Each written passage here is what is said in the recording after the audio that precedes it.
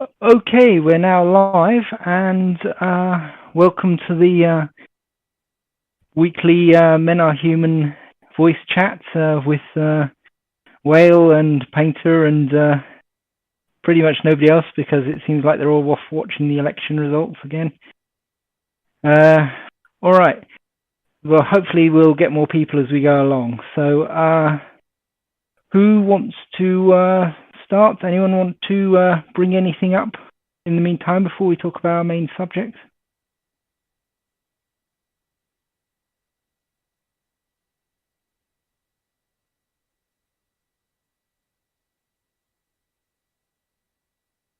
All right then, I'll just go straight to it then. Right now, as you all may be aware, Johnny Depp's libel case has been resolved in court, and they've basically declared that he is a wife beater and that he is an abuser, and that basically the Sun was right about him.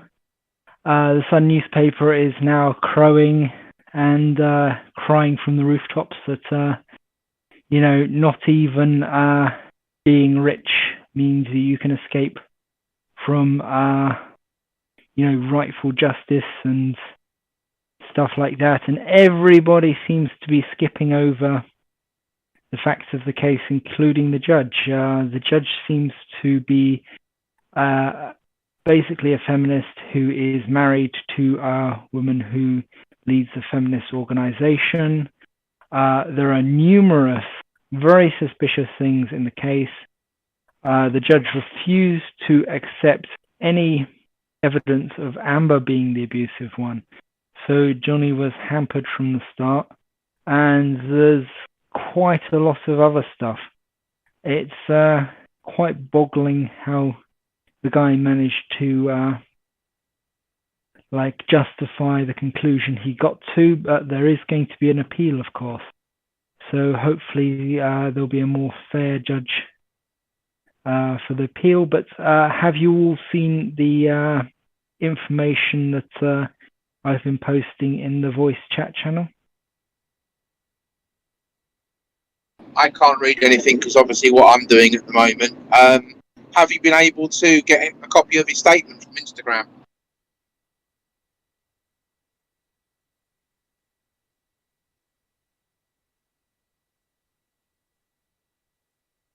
I don't know about that. I can Google that up in a second and see if I can get that on the channel, and we can have a look at it.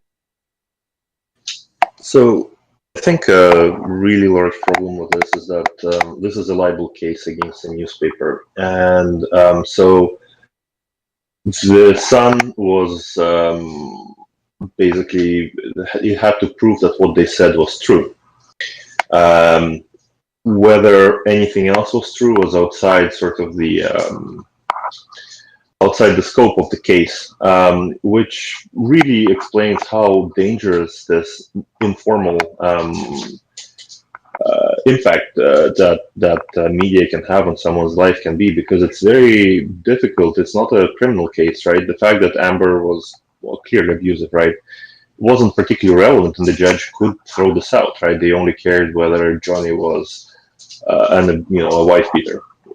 So because Amber said he hit her, the only way to prove it would be to say that, well, she's a complete liar. But again, you're not allowed to, in this case, to decide if Amber is trustworthy. That's that's outside the scope of what libel cases go like. And I think Johnny took a huge gamble, even going forward with this. People very, very rarely win libel cases. Throughout history, Oscar Wilde, of course, famously went to prison for taking on a libel case on a newspaper. Not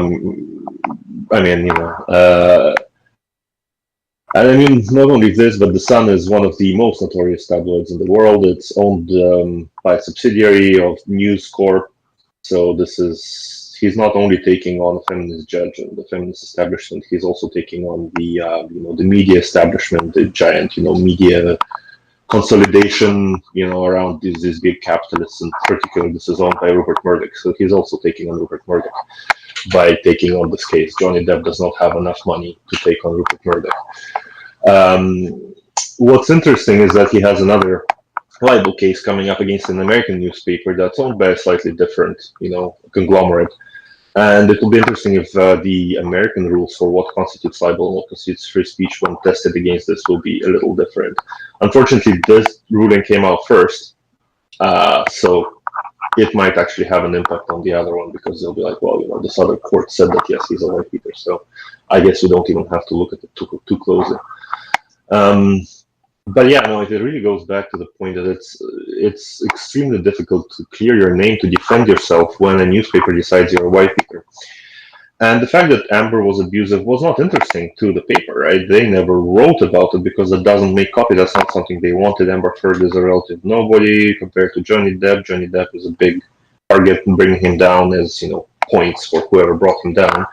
And the correspondent, the one who wrote about it, she's crowing about it now because she has a giant scalp at her belt, and she's probably going to be encouraged to go after other people very similarly, because knowing that, even in this case, when there was enough public sympathy on his side and enough people backed him, the way the lawmaking, the way sort of the justice in this civil case goes, they couldn't clear him. Right. I think it goes beyond just a biased judge. It also just how libel cases are done and how media free speech is defined in English law, and also who is behind, what are the courses already behind these kinds of judgments. And once again, I want to reiterate that people have been losing libel cases, mostly losing forever. The only one that I know that was won was about the supposed pedophile ring that BBC,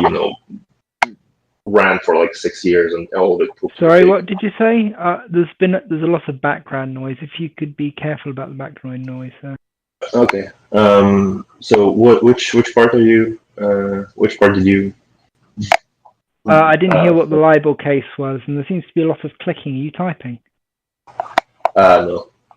But okay. Let's adjust the microphone. Yeah, so there was the only libel case was that has recently been won, a really prominent one that I know of, was the one against the BBC with the fake supposedly pedophile ring that wasn't there, was all made up.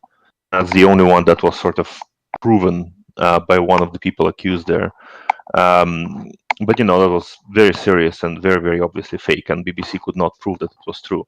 Whereas in this case, where it's marginal like this, even though Johnny obviously would have in a proper criminal case much better, I think, chance of winning. In a civil case, none of it mattered. Right now, what mattered was the judge heard Amber say that it happened and said that it happened.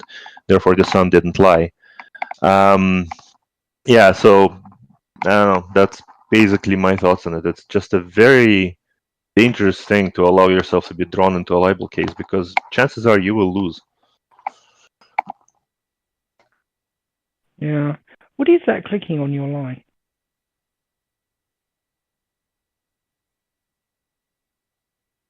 I'll try to figure.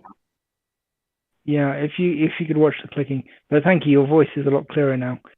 Okay, so in my understanding, you're probably right here in that the judge just turned around and asked Amber if the thing happened, and Amber just sort of said yes, and the judge just sort of took her word for it. Is that the way that you're interpreting it? Yeah, I think the fact that she was abusive back or more abusive wasn't particularly relevant. The only thing that would be relevant is if she's a liar. But courts side with women in all these he said, she said cases, and this one's no exception. I mean, I do get the impression that Amber's testimony and the evidence against Amber should have been weighed with the idea of seeing if she was the abuser, because that would have cleared Johnny of the wife battering charge, which the Sun leveled at him. In my mind, anyway, because basically there's a difference between him hitting her back and him battering her. Because if he's a batterer, then that means he's the abuser. But if he's just hitting her back, then he's not a wife batterer, even if he's even if he did actually hit her, which I doubt, to be honest, because of the testimony of a great number of people who are associated with the case. His bodyguard said that Johnny would leave the room rather than, confront the abuse.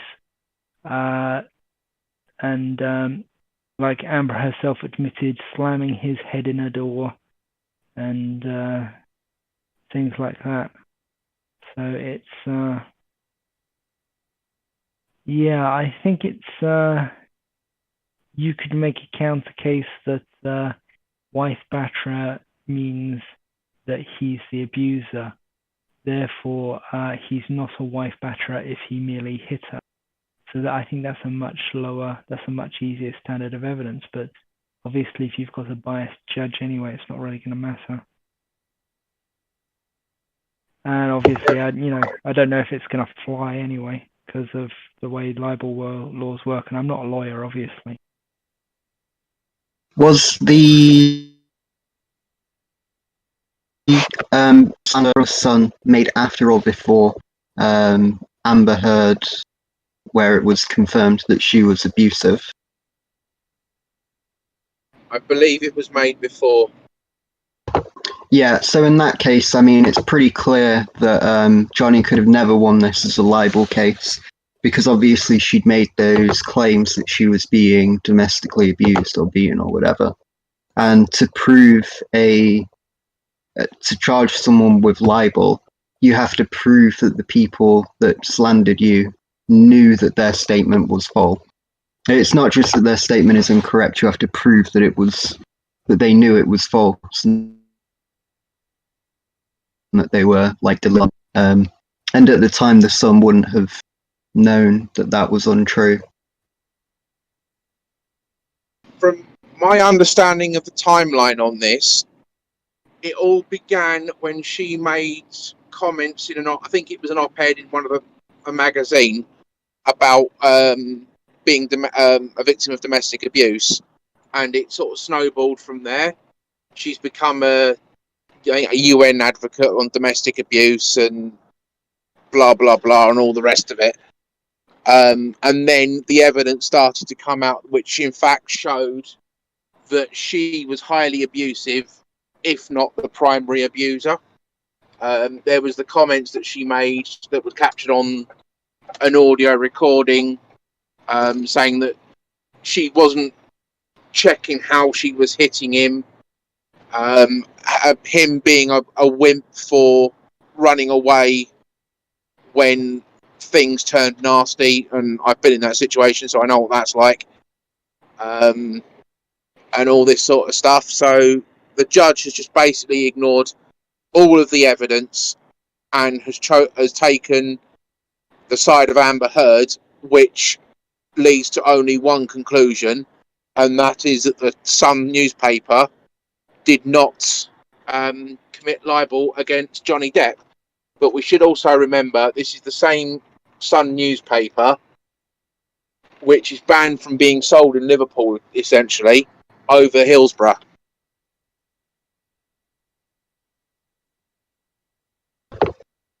Yeah, I mean, it's pretty clear that Amber Heard was the primary abuser from the recordings you mentioned. Like, I've heard them myself a while ago, and sounds pretty bad for sure. But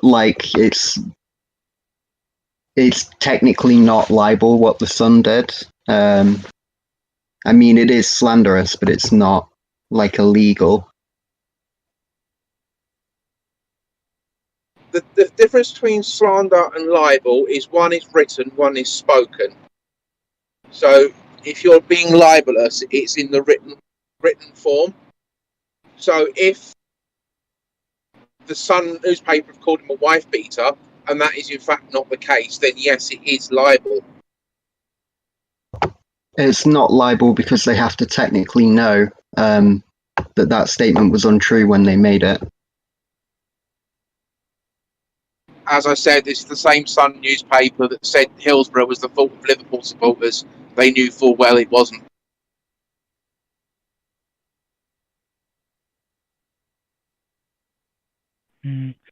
Well, he's now been forced to leave Fantastic Beasts, according to MSN.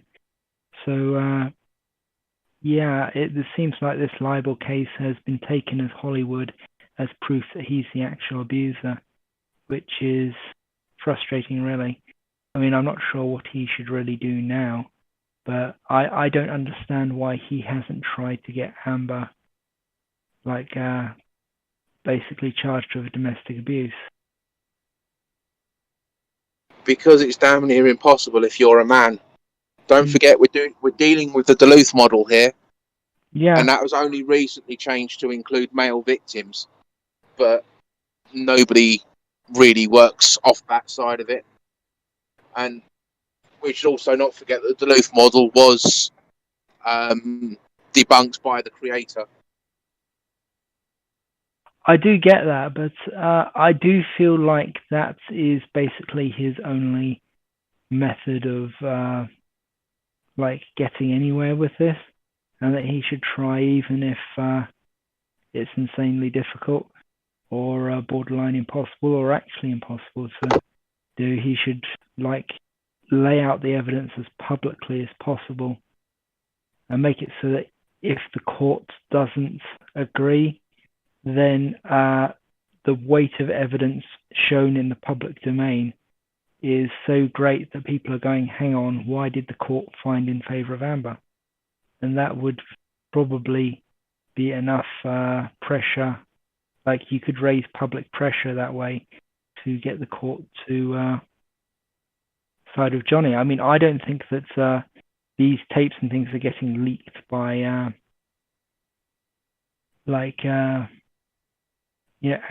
they're not. This isn't an accidental thing. I think that somebody is trying to spread the word that Amber is actually the key abuser.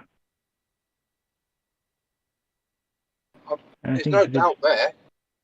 No doubt at all in my mind. They are trying to get it known. And I mean, it has been known for 6-7 months now that she's the primary abuser, in this case. So I don't know what can be done legally. And neither of them, as far as I'm aware, have filed criminal charges against the other. I'm not sure what's going to happen. Well, I think Amber probably thinks that she probably would lose if she filed criminal charges because, there is a huge amount of evidence in Johnny's favor. So even with the massive court bias, there's probably a level of uncertainty there for her to, say for sure that she wouldn't be humiliated in court. I mean, she did retract her own libel case. So, that suggests that she knows she can't win. Have you seen the video from... Sorry. Have you guys seen the video? I think it was from China. A premiere they were doing out there. And they were stood side by side with a reporter, talking to a reporter.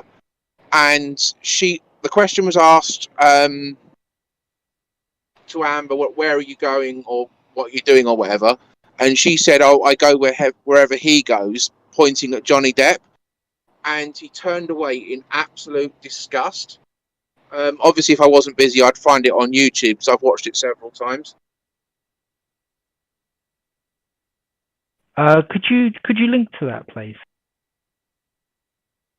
I won't be able to do it for a couple of hours because I'm still busy.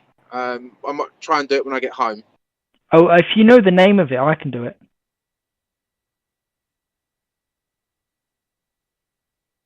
I don't. I mean, you'd have to do a YouTube search sort of Johnny Depp and Amber Heard's movie premiere. It's only like a minute and a half clip or so. It's not a big one, but his whole body language and the way he looks away from her, I think is very, very telling.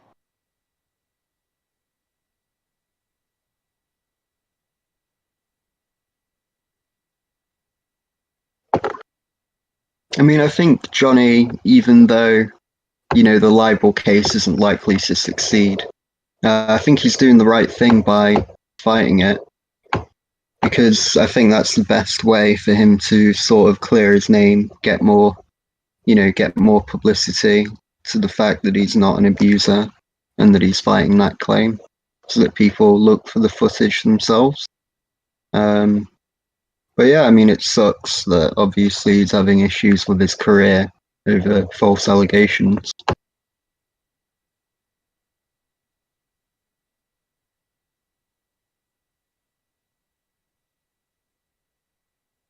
Well, it seems to have damaged his credibility so far because people are dropping him.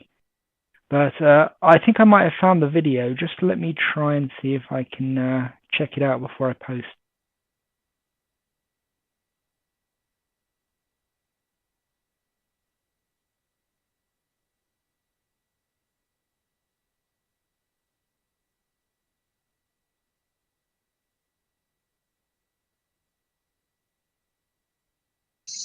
It's definitely bound to have a bit of a chilling factor to other people who are not as rich and famous as Johnny, in case they do get, how can a man defend himself from libel with the combination of who publishes the libel laws, who publishes the articles that damage your reputation, and just general preference that women get shown in courts.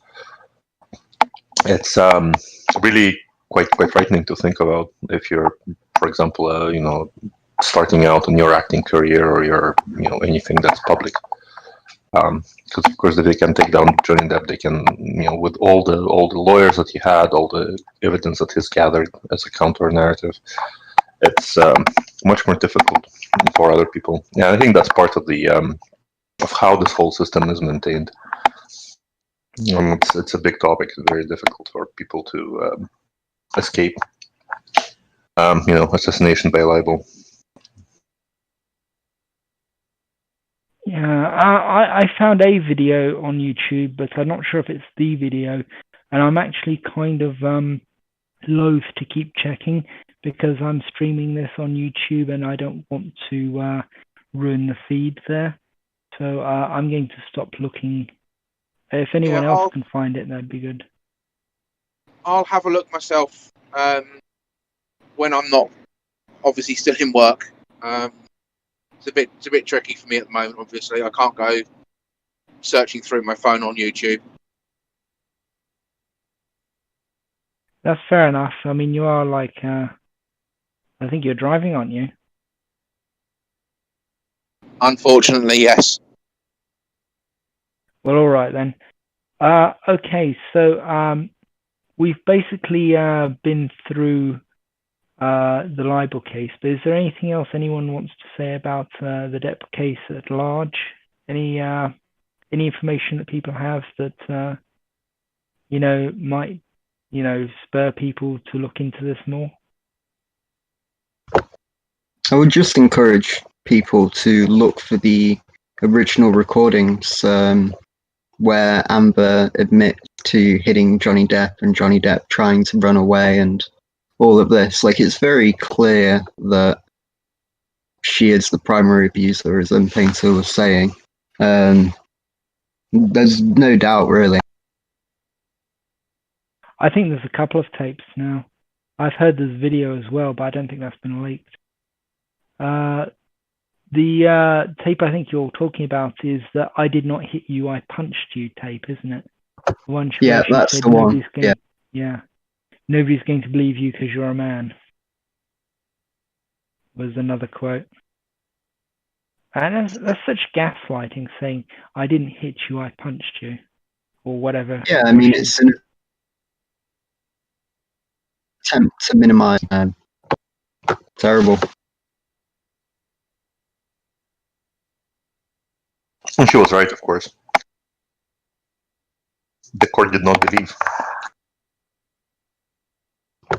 Yeah, I mean, I think it's interesting that she was the one to start making the accusations that he was domestically abusing her. There's a fair amount of research that shows that female domestic abusers quite often do make threats to involve the courts, and that's one of the things that's used to coerce male victims to get them to stay in that relationship, or not take the kids away, or like whatever, run to a friend's house or what have you. It is very common, yeah. We do actually have a story on the site about a guy who was raped, and the woman used the threat of telling everyone that he raped her. Yeah, and obviously, the women that say this are completely correct. There is huge bias in the courts and the definitions of abuse even. And yeah, I mean, police get trained under the Duluth model, which is all about, patriarchal control, and as Painter said, didn't even include male victims as a possibility until a few years ago. And there's been some good studies that show, well, some bad studies, but some studies that show that male victims who call the police, it's more likely that they will be arrested than their abuser. And yeah, it's a incredibly powerful tool when female abusers use it to coerce their victims. There's not really too much you can do. Yeah, there's a thing in the Telegraph about male victims phoning the police and then being arrested themselves. It was quite a while ago, but I think it probably does still happen a lot. The police in the UK seem to be getting better about it. I've seen posters on the bus and other places saying abuse happens to men too, and they do seem to be from the police official posters rather than just posters people are putting up. But, yeah, it's kind of still stuck on this mode of men bad, women good, and Yeah. you get this. And this is how Refuge and all these other charities and that managed to monopolize the formerly gender-neutral new law about domestic violence that was going through the UK courts a little while ago. I mean, UK Parliament a while ago. Mm-hmm. But I think they may only have managed to gender the intro to it. But that's enough, really. I mean, it doesn't really matter if the rest's gendered. If it. Speaking of Refuge, Human, yeah, have you seen I mean, it is getting a bit better in the UK in terms of publicity. One at a time. What was that? Refuge put out a tweet a couple of days ago regarding Sandra Hawley's retirement. She's been with them for 40 years, and ever since the opening of the first, or was it Refuge has been going since 1971 when the first Refuge was opened, which she was responsible for, and all this. They completely and utterly wiped out Erin Pitsey. Oh yeah. She's not in their history at all. They'd rather like to forget about her. It's kind of psychopathic, really, because they owe their existence to her, and they are the invaders who took over the women's movement and took over the shelter movement. It didn't used to be like this. They used to have services for men as well. They would send the boys off to be mentored by other men. They had whole services where it was like they'd learn crafts and they'd earn a bit of money from it, and all sorts of things. I mean, nowadays the entire thing is only the mother is being abused.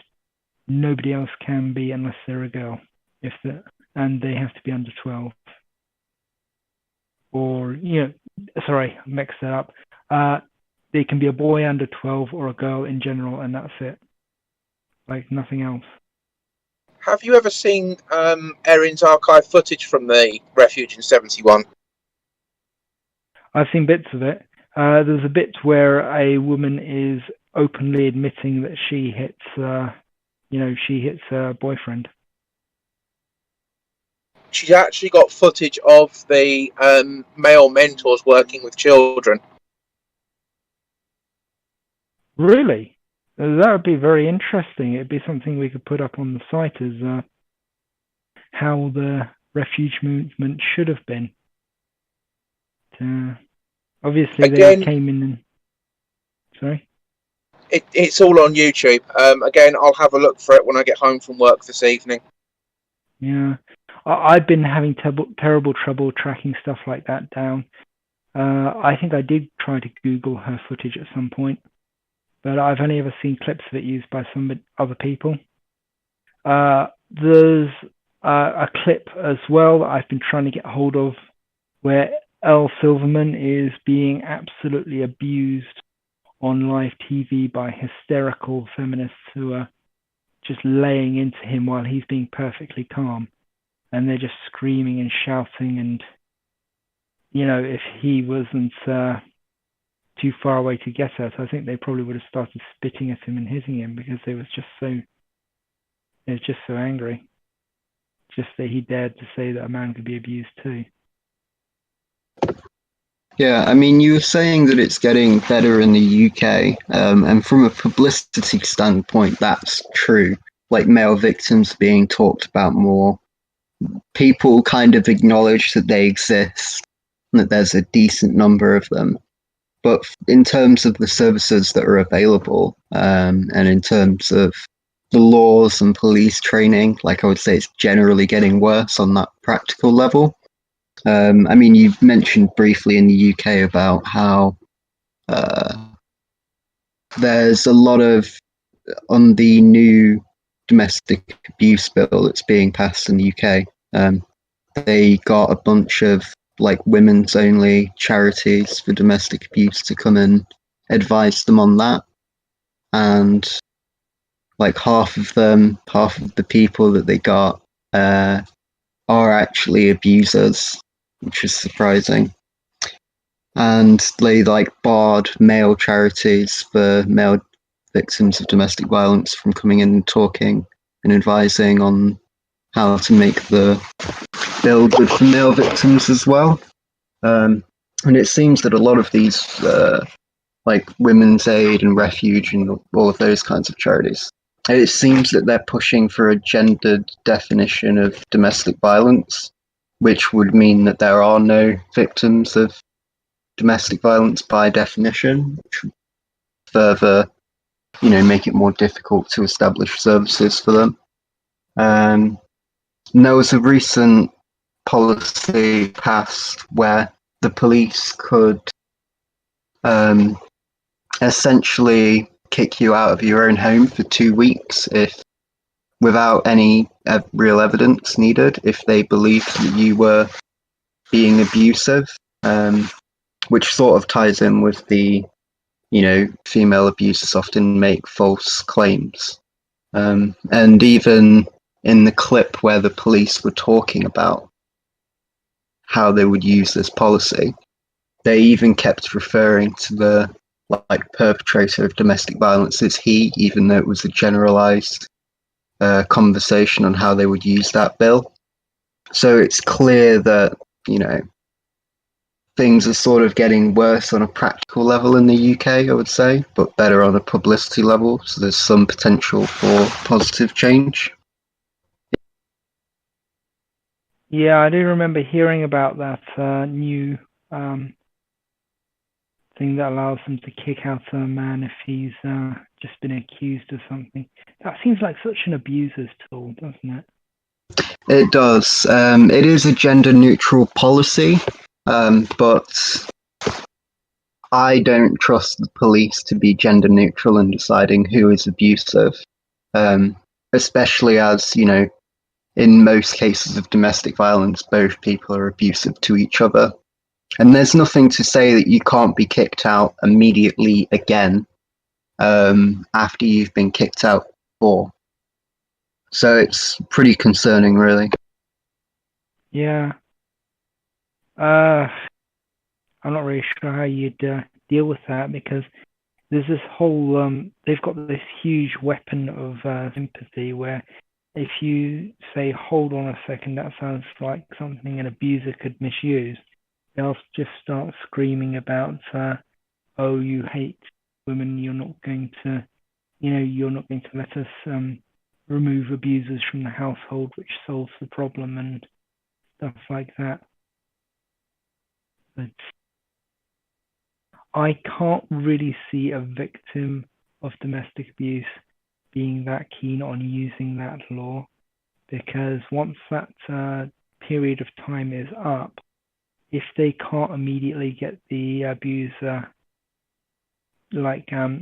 forced out again before they can get back in, then the abuser is going to take it out on them.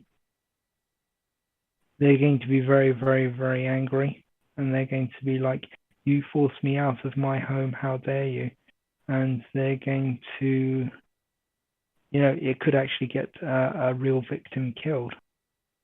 I completely agree. I think it's a terrible policy. Definitely, it can be difficult to organize and to leave a domestic violence situation. But the solution to that isn't to, temporarily kick out the abuser, because they are just going to wreak revenge on you. The solution to that would surely be, making sure there's adequate support for you to get away from them permanently.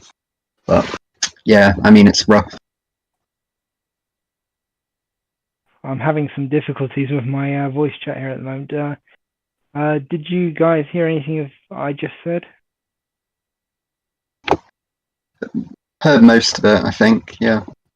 Okay, cool. I was just saying that I don't know how we'll solve this, because there's this whole ideology-driven blockade keeping the law from changing, and they keep changing it for the worse. Even if some police services are trying to help, but by putting out those posters and things and trying to acknowledge male victims. Yeah, in terms of solving it, it's difficult, obviously. Even when there's been attempts made to open a men's shelter, there was a huge outcry against it until all of the people that were financially supporting it were sort of bullied out of it, and it closed. And the MRA who was running that shelter ended up killing himself over it. So it's difficult to see a solution, as you're saying. I think domestic violence is a really tricky one, especially because it ties in with so many other issues really deeply. In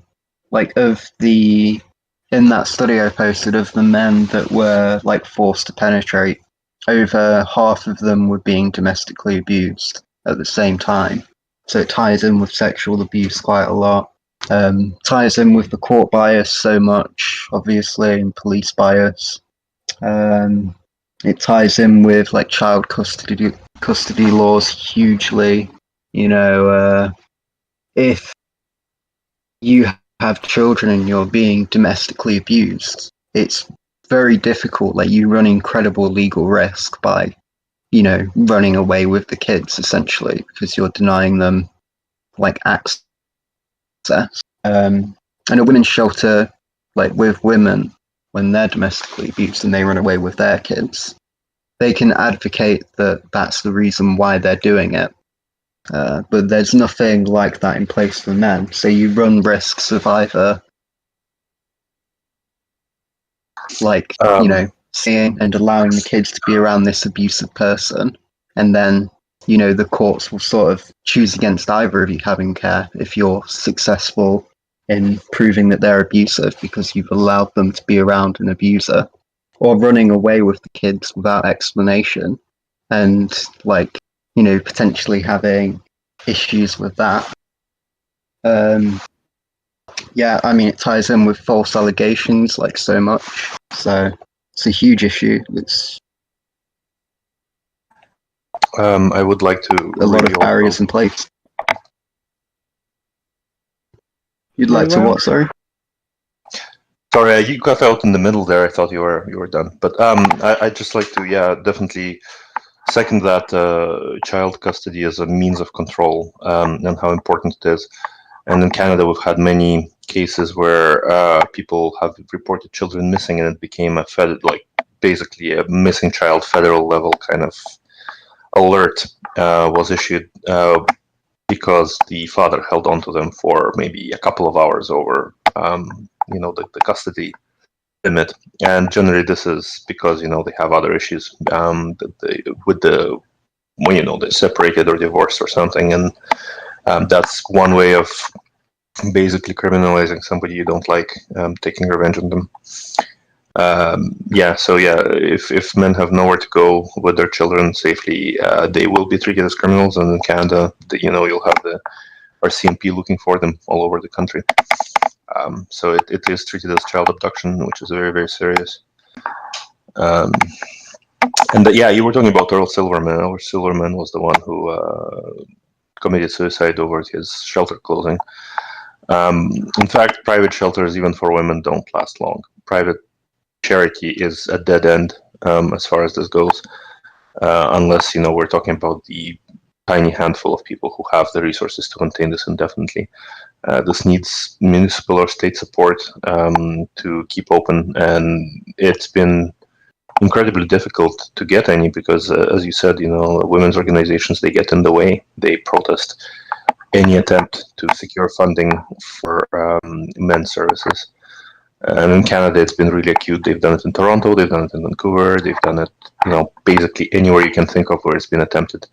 The feminists in Canada have gotten in the way and got the funding shut off, and then the attempts to start anything closed down. And nobody private can keep it open for very long. You're going to run out of money. It's not cheap.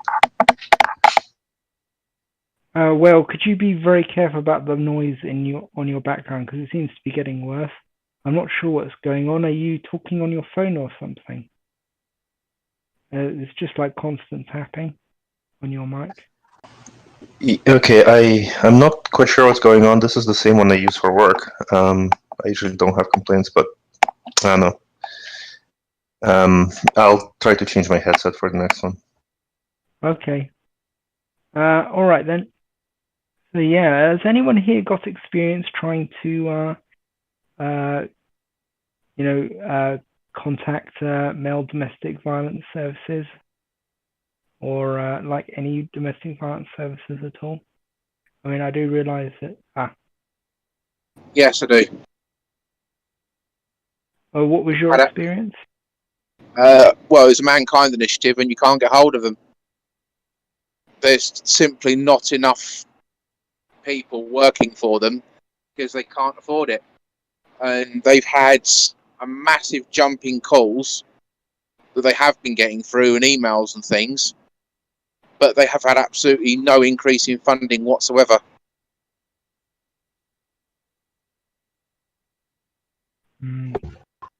That's kind of sad, really. Yeah, I mean, obviously, the domestic violence for everyone is getting a lot worse with the lockdowns and the virus, and kind of civil unrest and all of that. I mean, I haven't personally called a domestic violence hotline for myself, but I've called on behalf of someone a few times with a few different services, and they weren't very helpful, to say the least. one of them hung up like mid-call. Fucking mind-blowing.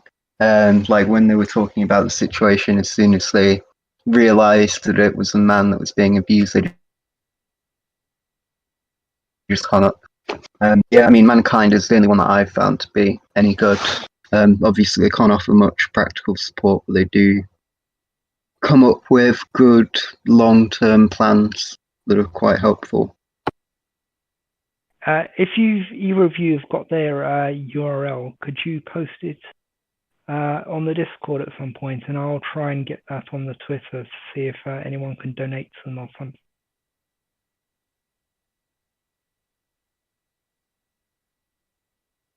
I've tried getting donations to them on my birthday for the last 2 years, and I've literally had nothing. You know, a fiver maybe this year, and that was it.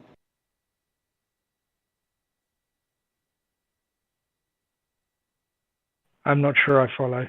Can you not donate to them? No, you can donate to them, but people just don't want to. The last couple of years, bearing in mind that I've got lots of MRAs and stuff on my Facebook friends list, I've asked people to donate to the Mankind Initiative, and this year I had one £5 donation over and above the starter that you put in yourself. Well, let's get hold of their link and see if we can't change that. Yeah, I mean, I imagine some people here would be willing to donate. I would imagine. I would. I would. Yeah, they're not very well funded. They don't get many donations, as Sam Painter was saying. They are a pretty good organization. There's lots of information, like in terms of what friends can do to help male victims of domestic violence. There's research links that they have posted. Yeah, definitely check out the site.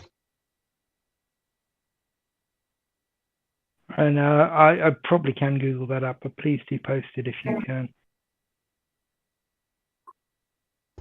Yeah, I've posted a link in the voice discussion to their donation page. Thank you. All right then. Does anyone else have any experiences they'd like to share?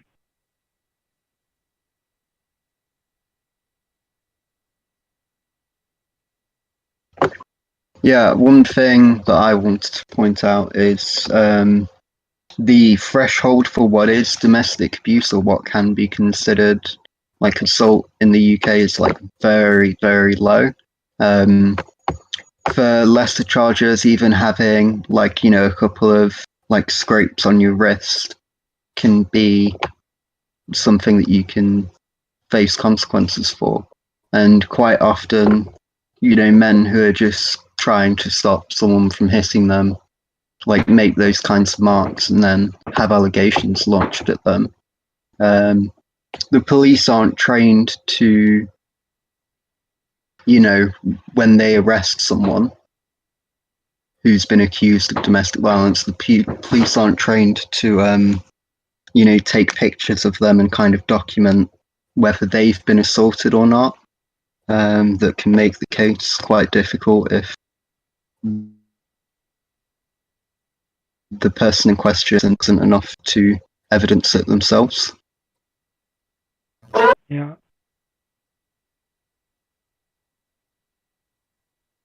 Sorry, were you going to say something, Kamara? Sorry, that was a mistake. Sorry, what? That was very robotic. I think there's something wrong with your mic or your connection. But anyway, I was going to say that I have heard of the police basically going into any domestic situation with a view of the wife has probably been abused. Let's interview her in a separate room and then look at the man very suspiciously and not ask him if the wife has been abusing him. I mean, that's been several men have told me that they've had the police take the wife off and ask them penetrating questions about whether the husband has been hitting them or not. And when people are arrested, like especially men with domestic violence, the police tend to be extremely rough, like in arresting them, from what I've heard.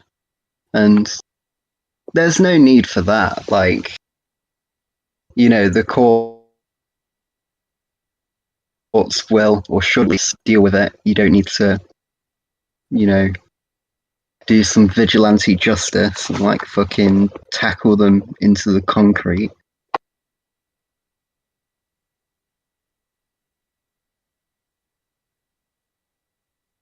I mean, I've heard that.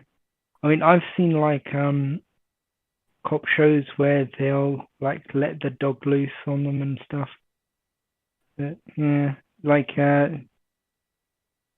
they'll have the dog, like the sniff, like the police dog, and they'll be looking for the guy and they'll set them on them.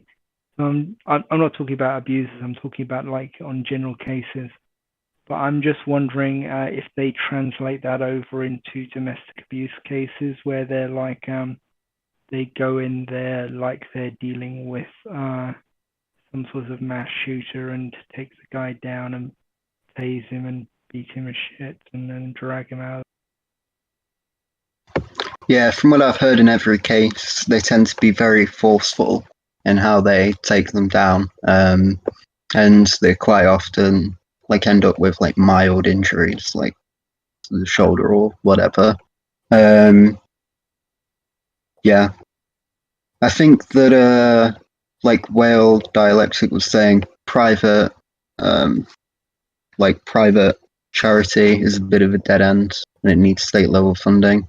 But in terms of what can be done, like on a policy level, I think improving how the police deal with both male victims and supposedly male perpetrators should be the main line of improving things for men.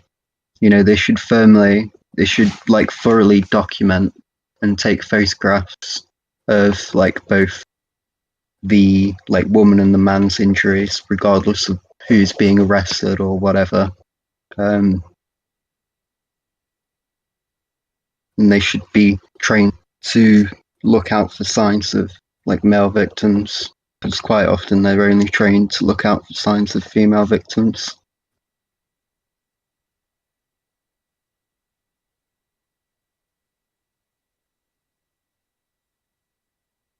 Well, from what I've heard of the Duluth model, actually, and the police manual, actually,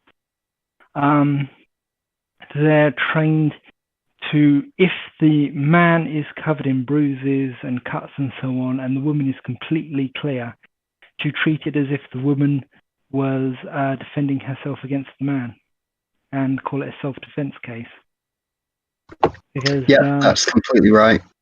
The Duluth model generally tends to say that any abuse the man suffers is some form of self-defense or some form of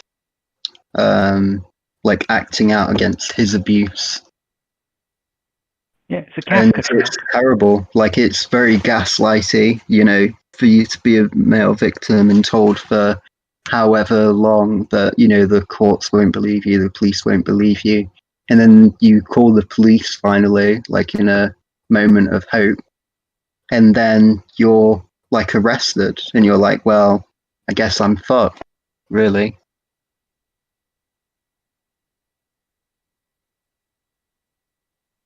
Yeah, the police manual, from what I remember, literally says if you see her sitting on the step like she's completely unharmed and he's like beaten and stuff like that, don't assume that he isn't abusing her, because you don't know what she's been through, and it sort of wheedles you around to thinking, automatically suspecting the man.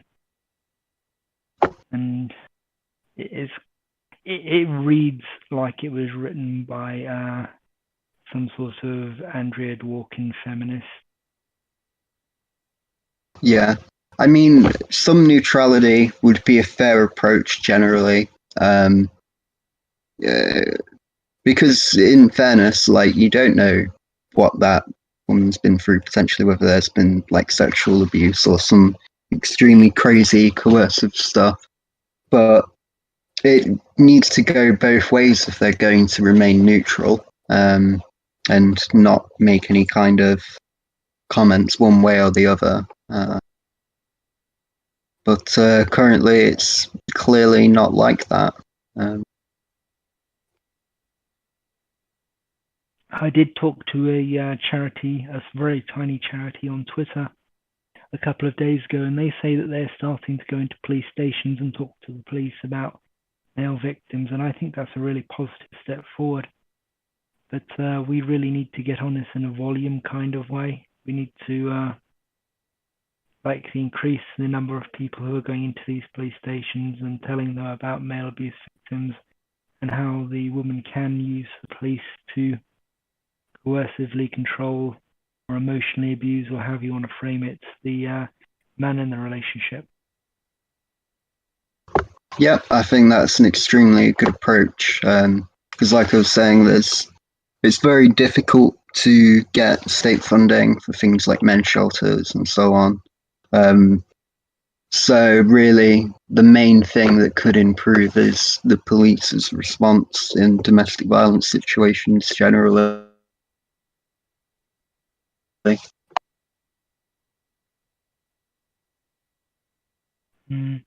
question would be as to what we can do to get the police to do that. I mean, I would encourage everyone to write into their local police station and ask them for their policies on male domestic abuse victims and see what they say.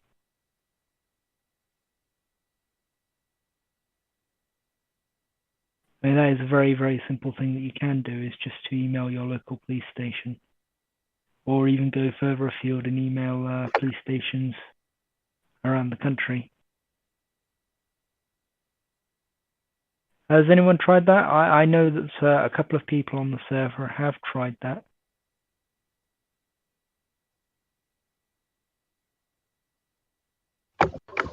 Yeah, I mean, I've talked to my local police station a few times, and most of the people there are quite good, and then there's a few that are like very,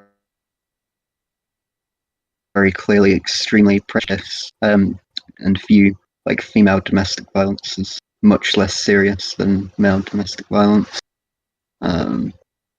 And yeah, like, I've heard local stories that show some good responses and some really, really bad responses.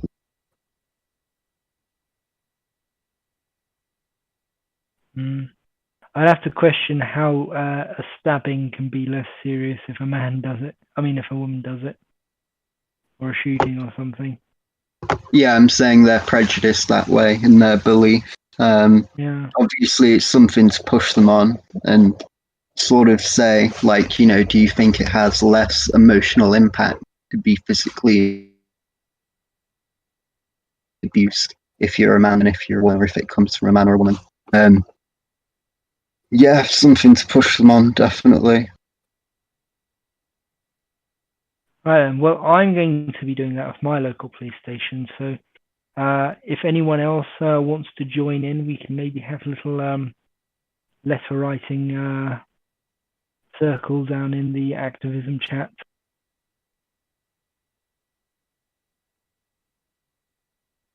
I mean, if you could send us some examples of some things that you've said to the police and they've said back via email or whatever, that'd be very helpful. It'd be very interesting to see, what they've actually said to you.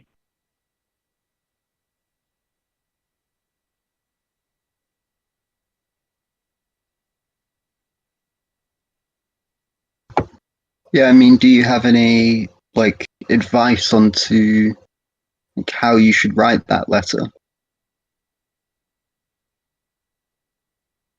Me? Well, Yeah, like, is there a draft put up that people can send out? Because, I mean, not to be a dick, but like, the easier you make something like that, the more people are going to do it. If yeah, there's a template or something, that sure, no problem. A template would be very easy to knock up. You just really have to say, in the politest terms possible, hello, I have some friends who have been abused, and I was wondering what your policy was on male victims of domestic abuse. Do you look after them and treat them the same as the female domestic abuse victims? Although you would have to frame it possibly even more politely than that, and maybe even be slightly, coy about it. But I'll see if I can knock up a letter about it. Maybe we can go over it and discuss it.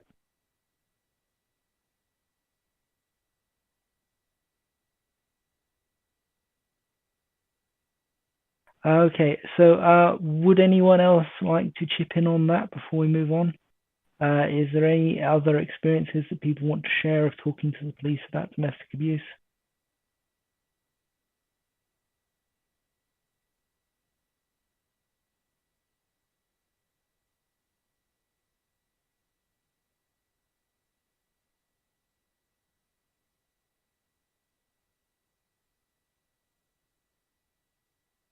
All right then. actually, sorry, one thing. I did have, because I was talking about police being rough. One time in court, when my friend was trying to get his girlfriend at the time charged with domestic violence, he pointed out pictures of his injuries that he took in the police station, and his, ex-girlfriend said the police when they arrested him, and like that's injuries that they caused, and the courts took that at her word. So it's difficult. Like, that's one issue that you can run into. Yeah, I was wondering about that because it's very, very easy for them to just, bruise you to hell and back, and then take you off. But it's shocking that they just took her word for it, but not really surprising, if I'm honest. Didn't he have any way to fight back against that? I mean, we do suggest to people to take pictures of their injuries and document them and so on and so forth. Yeah, I mean, unfortunately, because the pictures that he took, like, was after he'd been arrested, that made it very difficult to prove that the police hadn't done that or that it wasn't an injury that he'd received. Because the police put down that he was resisting, which wasn't true. Obviously, they've sort of tackled him and being kind of rough. But the injuries that he was talking about weren't caused by the police at all. And yeah, there's not much you could do, like, in terms of proving that. I guess just document your injuries, like, as early as possible, like as soon as it's safe to do so.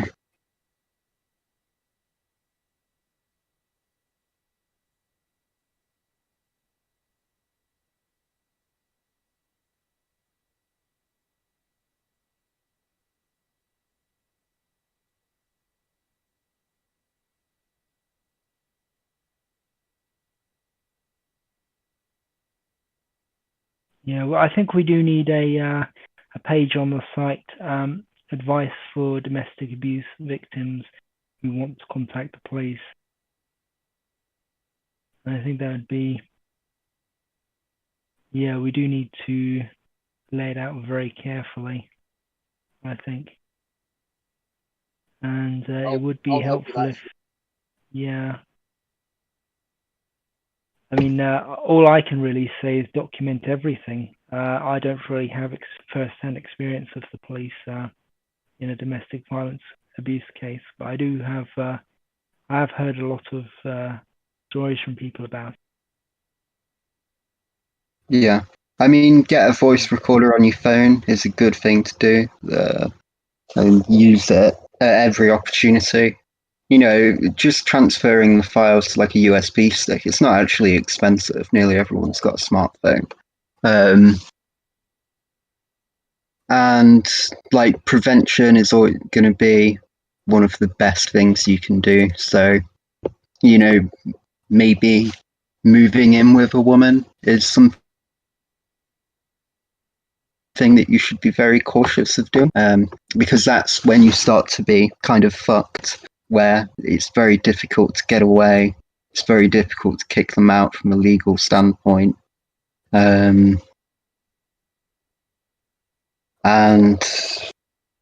yeah, like prevention is going to be the main thing that you can do to protect yourself, because obviously there's not much support available. There's not many paths that you can take once you're in that situation.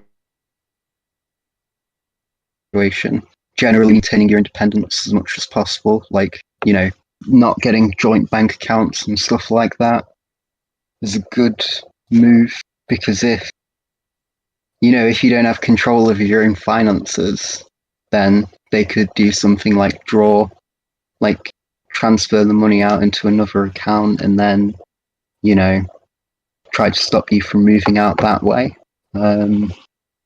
Yeah, it's extremely challenging to be in those situations. Yeah, I strongly advise against joint accounts now. I don't have one with my partner, even though he's not abusive. It's insane. There's no reason to get a joint bank account. Like, I think there's some very small financial benefits, but they're just the risks that you run is incredible, and I would advise hugely against it. It does kind of leave you paying the bills. Like, if it's a joint account and you're both paying into it, then you're both paying an equal amount of the bills.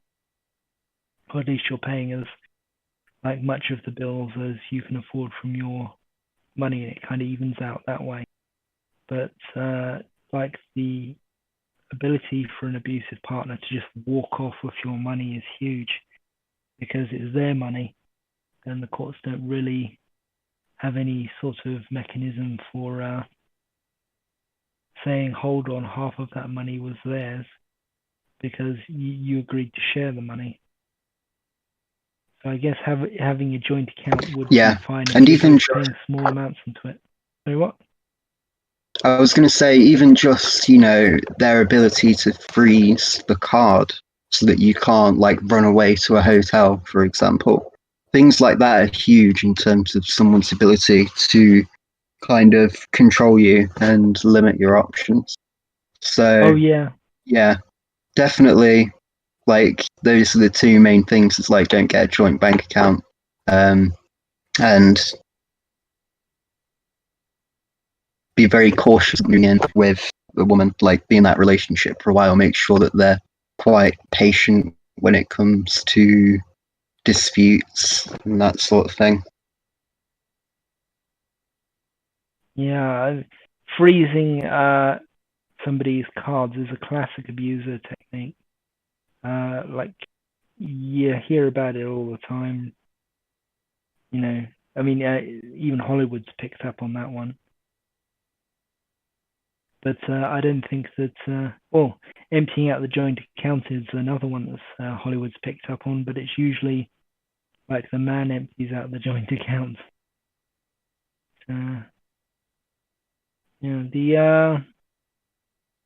Any other little like tips that anyone wants to share?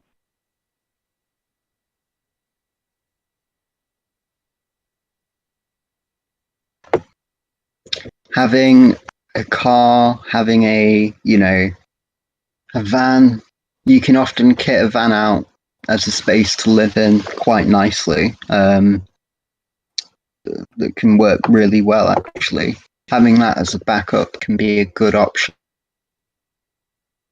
Oh yeah, and trucks Depending on how well off you are. Yeah. Depending on how well off you are, that's something that's like financially achievable for a lot of people and can sort of give you an easy out to this problem. There are some good sites on like how to kit a van out to live that are good. Yeah, that's a good idea if you do have the money. I mean, even if you don't have a lot of money, getting an old banger that is workable.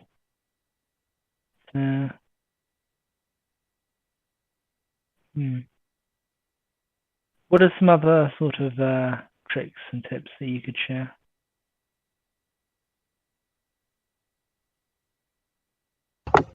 Actually turn to friends for help. A lot of people will put you up for a night or whatever for a few days and you can cycle around them. Well, Richard, some friends do help you. I know lots of people that have helped one another. I think to be careful making generalizations, to be honest. But yeah, I mean, even just looking, I know this is like kind of ridiculous, but even just looking into sort of the house party scene, I know people that when they've been in an abusive situation have just cycled from like party to party to party to sort of be housed until their deposit goes through. It's ridiculous that it should ever come to something like that. But yeah, I mean, what? I was just saying that I know some people that have even like used house parties as a way to find somewhere to sleep for like a consistent period of time for like a month or so. Which is ridiculous that it should ever come to that. But yeah, it's one thing you can.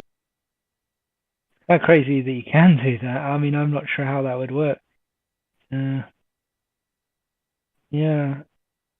I mean, one thing I think might be handy is make sure your phone is locked.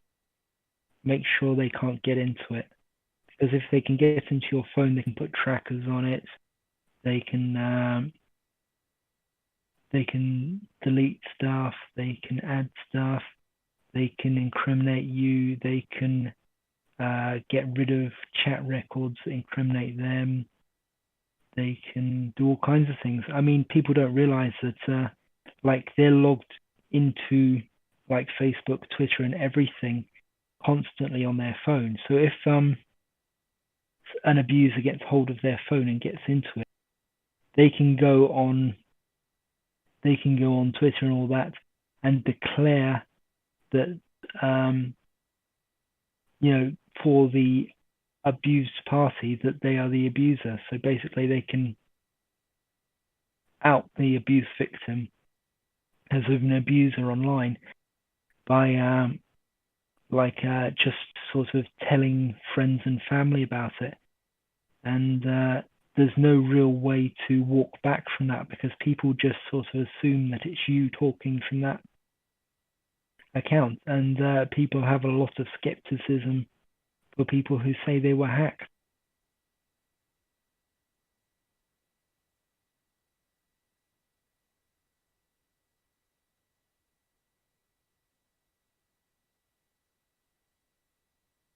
Has anyone had any experience of that? Like an abusive partner getting into the computer? Or I should extend that to computer as well.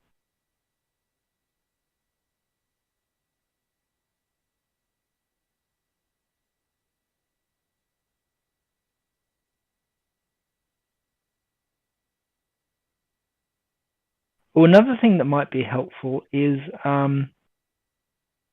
you can get spy gadgets that actually work. You can get like hidden microphones and things that can record them when you might not be able to do so on your phone.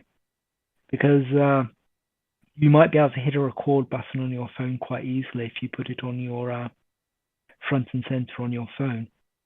But you might not be able to record them naturally in every environment, and holding your phone around while they're screaming at you might be a fun way to get your phone broken, basically, if they grab it off you and chuck it at a wall. Yeah, I mean, that's an interesting idea. I don't know what. Presumably, you should be allowed to record people in your own home. I would imagine so. But it's probably worth yeah, I mean, that looking would that work up. out quite nicely. Yeah, there is such a thing as one-party consent states, where only you have to consent to be recorded, for everyone there to be recorded, which is a good thing, I think, because it means that you can out abusers and so on. Two-party consent states can be a lot more difficult, because the recording is inadmissible, I think, if the other person didn't consent to it.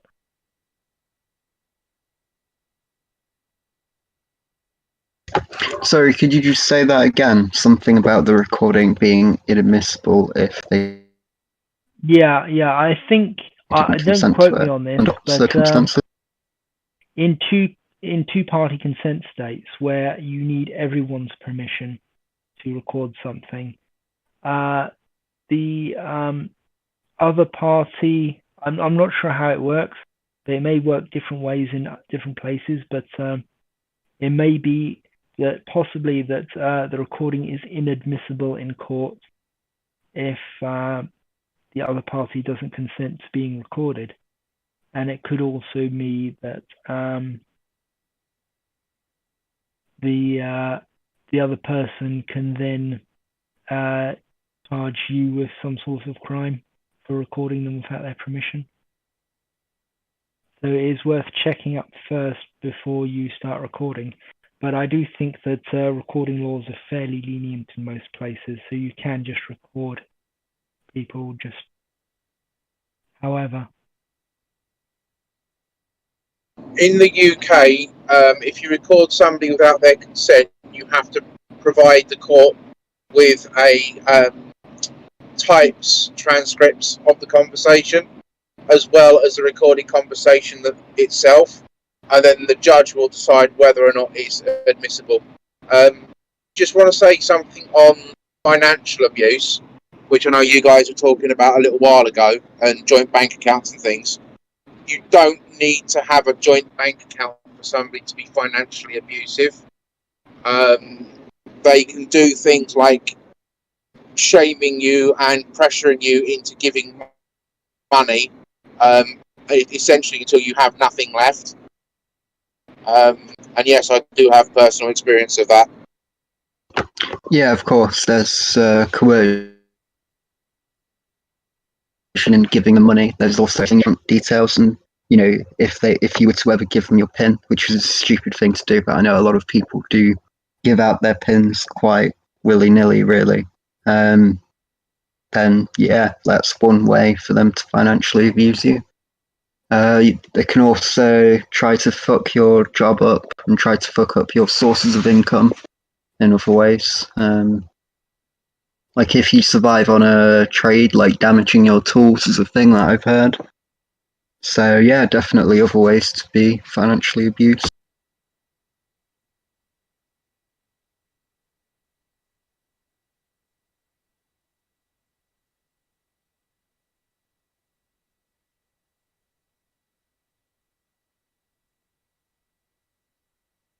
I'm a little With bit what I do for a living, my wages can go from anything like £350 a week up to nearly £800 a week.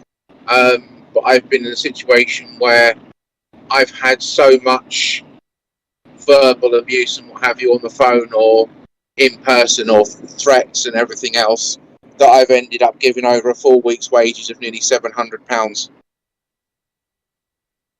Yeah, you can't back down with that sort of thing. You can't let them pressure you into give them the money, otherwise it will never stop. I met a guy once who was in that exact sort of situation. he met this woman on a dating app, and he went to live with her. And at first it was really good, and he'd buy her presents and so on and so forth. And she treated him like her sugar daddy. But then the money ran out, and she just kicked him out, and she kept everything he bought her. And I met him at a train station, and he had one suitcase to his name, and that was it. And he was begging people for money to get on the train to get back to London. Now, obviously, I can't vouch for him being truthful or not, but he looked so done with the world. He wasn't like your typical scammer where they're all very cheerful and in your face and begging you and stuff like that. He was just like, please, okay then. And he just sort of looked like he had just had his whole life destroyed.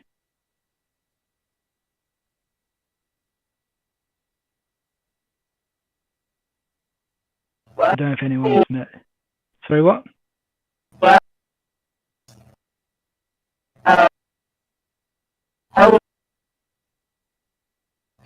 Chimera, we really can't tell what you're saying. Can anyone else tell? Nah, I can't hear it at all. It's cutting in and out as well as having that intense voice changer. I would say there's probably a better voice changer you could get that's a bit less intense than that. Better! Is this better? Chimera, I'm going to have to mute you, sorry.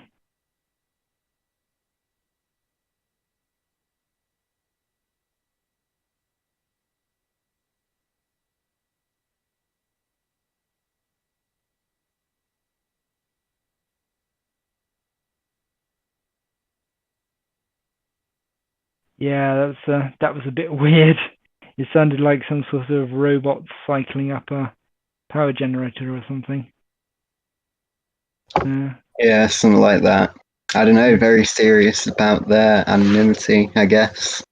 So anonymous that we can't even understand what they say. I don't know.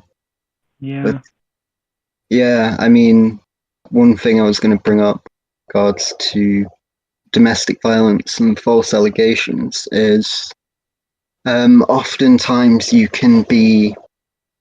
courts will put you on a perpetrator course. Like if there's allegations against you and there isn't sufficient evidence to charge you. And with a lot of perpetrator courses, the first step is to admit, and by the way, you have to go on these perpetrator courses or you can automatically lose custody of your children. And the first step often of these perpetrator courses is to admit you're an abuser, which is incredibly gaslighty and horrible. But then worse than that is after you finish the course, you're then assigned some supposedly trustworthy member of the community to sort of keep an eye on you and make sure that you're on the right path. And if there's more allegations of abuse and if that community member agrees, in the UK you can actually be sent to prison without a proper trial because you have admitted to being abusive in the perpetrator course, which there's a lot of coercive forces there, in terms of, you have to do the course or you lose custody, and extremely rough. That's a huge issue. Yeah. I've seen family courts trying to use coercion to get someone to admit to being violent and abusive in order to be able to see their child. He didn't buy it because he was getting decent advice. Can someone tell me, how did all of this come about?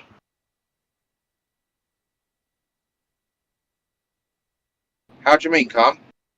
How did this entire system come into place? Most of the I mean, it ties in with how, like, the family court stuff quite deeply. But a lot of it is to do with the Duluth model and courses being built around that. And, you know, sort of as something that to what they saw as punishing abusers. And what the court saw as like dealing with the domestic abuse against women problem was to, you know, put them on these perpetrator courses. But then, yeah, more and more, like, their admissions of being abusive started seeing legal weight. More and more, like, they started being tied into, well, if, you know, we think we have reasonable suspicion that you're abusive, then, you know, we're going to have to make sure that you can't see your kids. So, like, perpetrator courses started getting to that. It was a gradual thing. Yeah.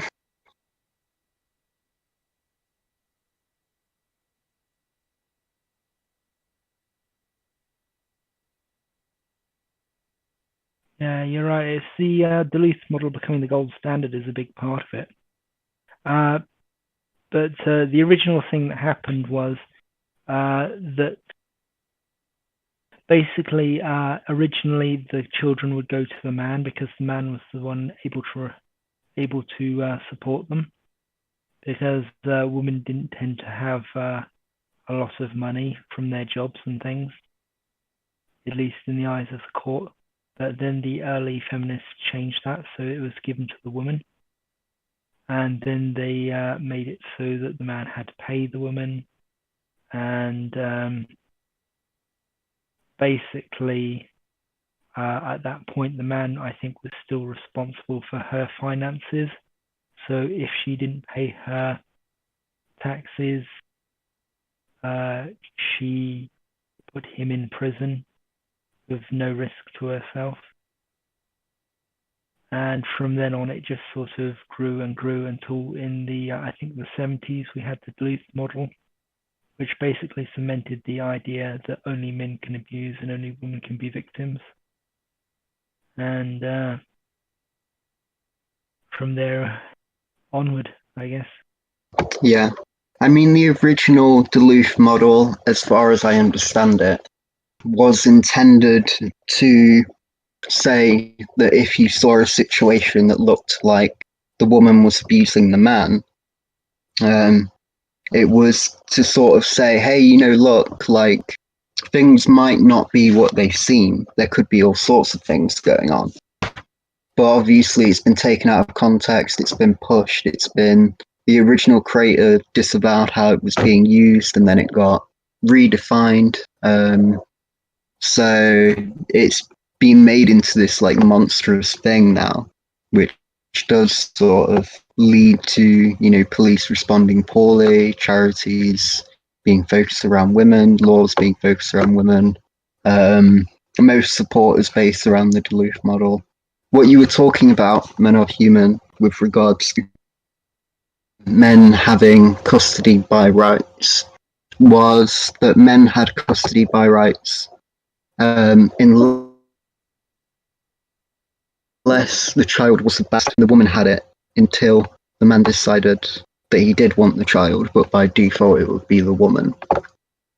And then the tender years doctrine came into practice, which was headed and pushed for by someone named Caroline Norton. And she sort of argued that, you know, women are more nurturing, therefore, and women spend more time with the kids, therefore, they should have the kids by default. It's tough to say that she's a feminist because it's sort of before the feminist movement was properly in full swing. But feminist icons, you know, feminist publications and so on do praise Caroline Norton and do regard her as sort of a feminist icon. So you can kind of attribute it to the feminist movement. in some sense. But definitely, you know, the pushback against the tender years doctrine and split custody bills, you can attribute that to, you can attribute those things being shut down to the feminist movement, obviously. So it all kind of like goes back to traditional thoughts about gender. You know, like how women are more nurturing and etc. etc. Yeah, I mean, before like the 19th century, well, there's an exact year. Before 1839, like, there were still those gender roles, but they didn't have any impact on, you know, the court rulings of who should get children. By rights, it was the man, because they would be able to financially support them, like Men Are Human was saying. Because obviously, if you're a single parent, you have to take on both roles.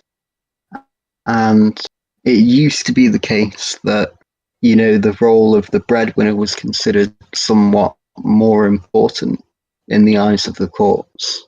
But obviously that's changed.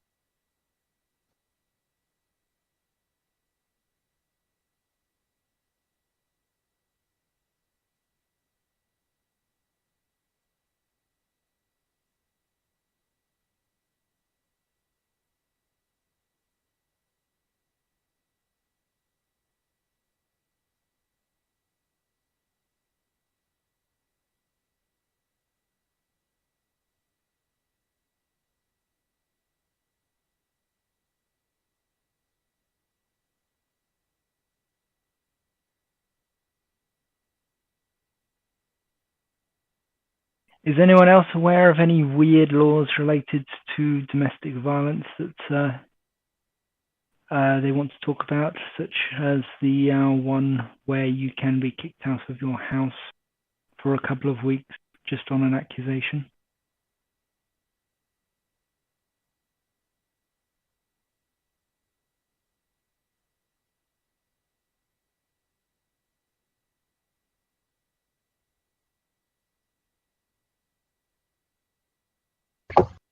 I mean, aside from pointing out that the standards of assault are very, very low in terms of the injuries, like I was saying, just a few like abrasions on your wrist or something can be evidence that someone is abusive, which is pretty ridiculous, really.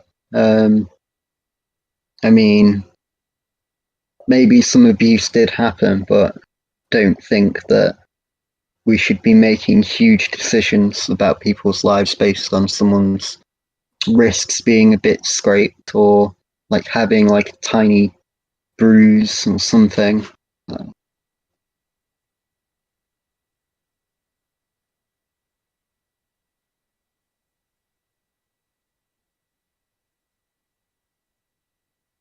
Now, I think we should also talk about the ways in which women abuse, which is different to men. Now, I don't really have a lot of experience in terms of people who have been abused by men, but I am aware that there are tactics women use which tend to be different to men. For example, we've talked about false accusations, we've talked about using the police to abuse as a tool. We've talked about them trying to turn people against you, friends, family, and so on. But we haven't mentioned how they physically abuse. And as far as I'm aware from the research and from talking to people, the three big things, aside are proxy violence, of course, which we've just mentioned, using weapons. They seem to be much more likely to use weapons, which people don't seem to realize. And a golf club or a cricket bat or something like that is going to make a little woman a lot more vicious than most people would realize, I think.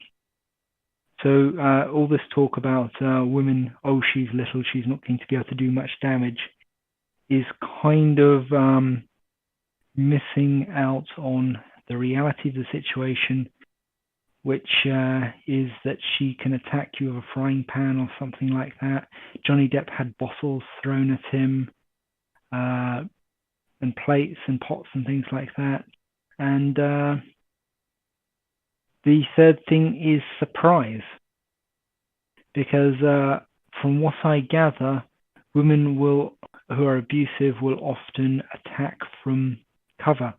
A particular one that I know of is a man was just in the bathroom doing whatever, and his girlfriend, wife, launches at him, starts hitting him, knocking him backwards, and all he can really do is sort of fend her off.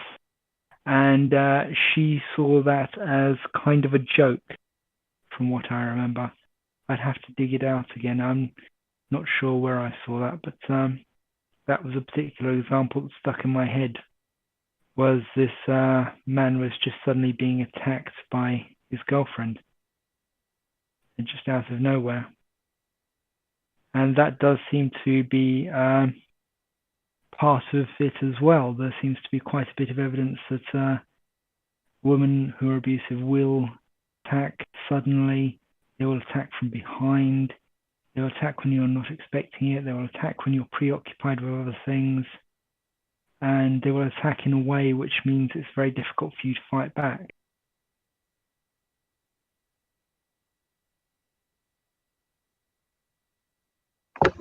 Yeah, I mean, obviously, anyone with a knife is close to as dangerous to anyone else with a knife. And typically, when people attack you with a knife, saying this from experience, they don't tend to do it like in the movies where they like hold out the knife clearly visible. I've seen people like hide knives in like bits of paper that they were holding.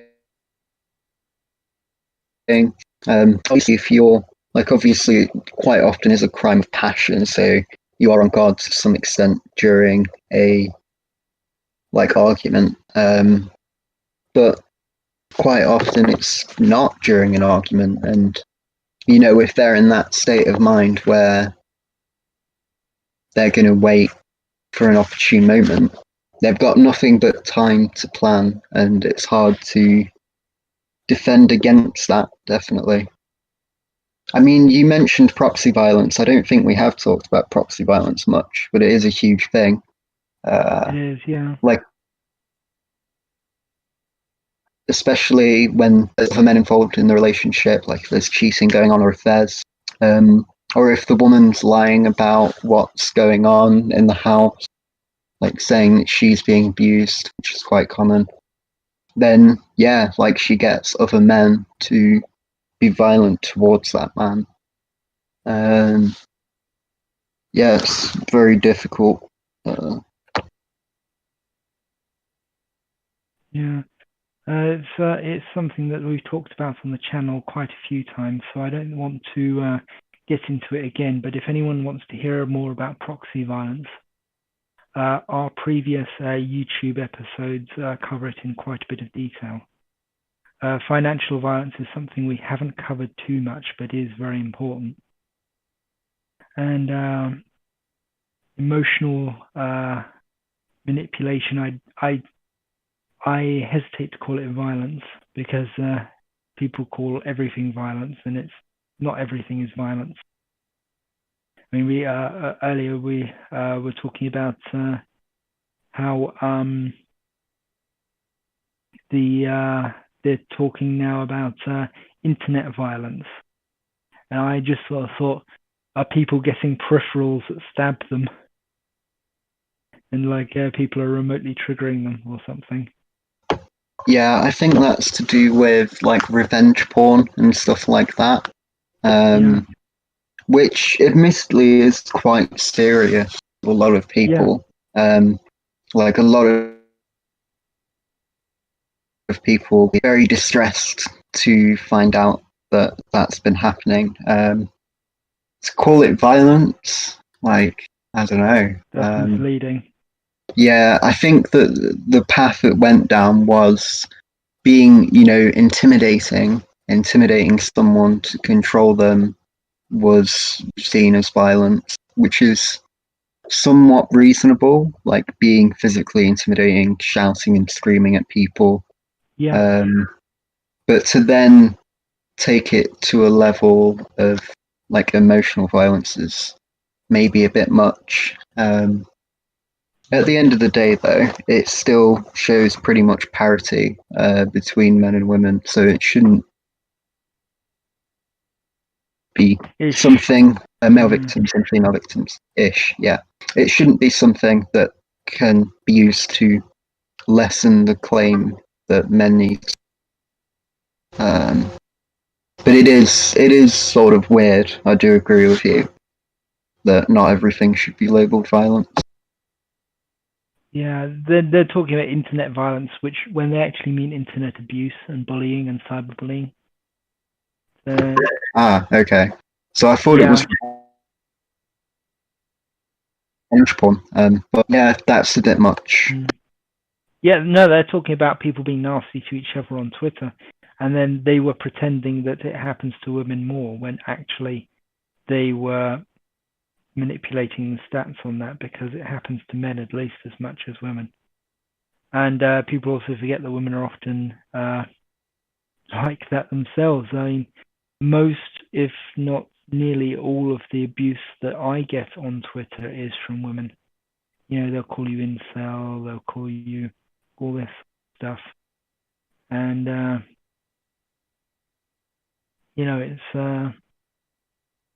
it's very unpleasant, but after a while you kind of get hardened to it, and you start to see them as this group of people who have this one insult, and it's kind of pathetic when you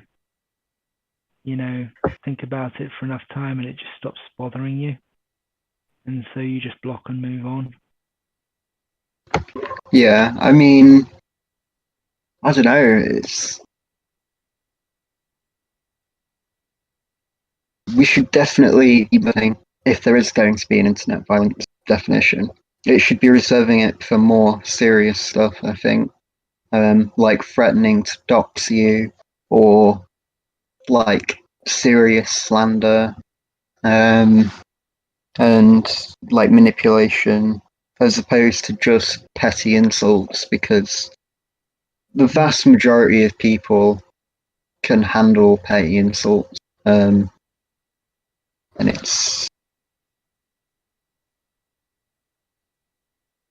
I wouldn't like to see everything being under the same term.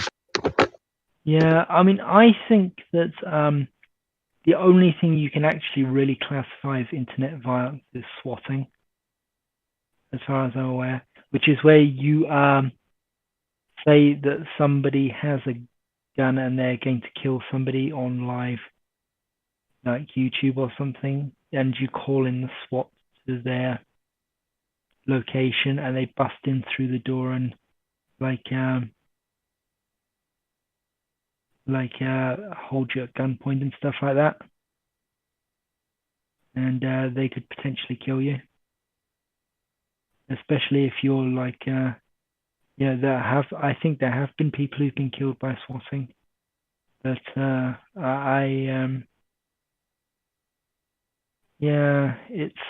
think that is really the only one that you could really say for sure is internet violence, which just goes to show you shouldn't release your address online. Yeah. Whatever. I mean, in terms of physical harm, like, sure, swatting is probably